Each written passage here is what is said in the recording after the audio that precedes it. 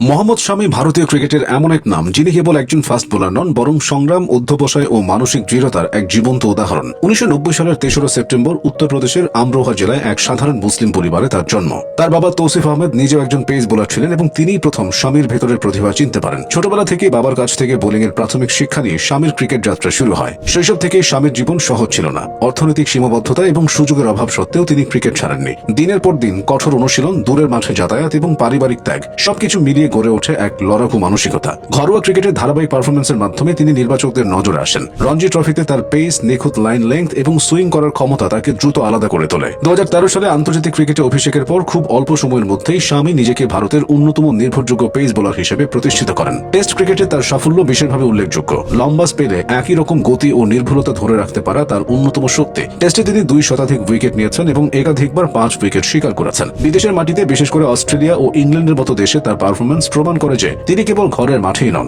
যে কোনো কন্ডিশনে কার্যকর। ওয়ানডে ক্রিকেটে মোহাম্মদ শামি আরো ভয়ঙ্কর। নতুন বলে সুইং, মাঝের ওভারে ব্রেক থ্রু এবং ডেথ ওভারে ইয়ার্কার তার বোলিং এ রয়েছে পূর্ণতা। আইসিসি ওয়ানডে বিশ্বকাপগুলোতে তিনি ভারতের হয়ে ম্যাচ ঘুরিয়ে দেওয়া পারফরমেন্স করেছেন। দ্রুততম ভারতীয় বোলার হিসেবে 200 ওডিআই উইকেট নেওয়া তার ক্যারিয়ারের অন্যতম বড় অর্জন। বিশেষ করে বিশ্বকাপের নকআউট ম্যাচগুলোতে তার উইকেট নেওয়ার ক্ষমতা ভারতের সাফল্যে বড় ভূমিকা রেখেছে। টি-20 ক্রিকেটে শামির সুযোগ তুলনামূলক কম হলেও যখনই খেলেছেন, নিজের অভিজ্ঞতা ও নিয়ন্ত্রণ দিয়ে দলের কাজে এসেছেন। যদিও এই ফরম্যাটে তিনি খুব বেশি ম্যাচ খেলেননি, তবুও তার বোলিং এ পরিণত মানসিকতার ছাপ স্পষ্ট।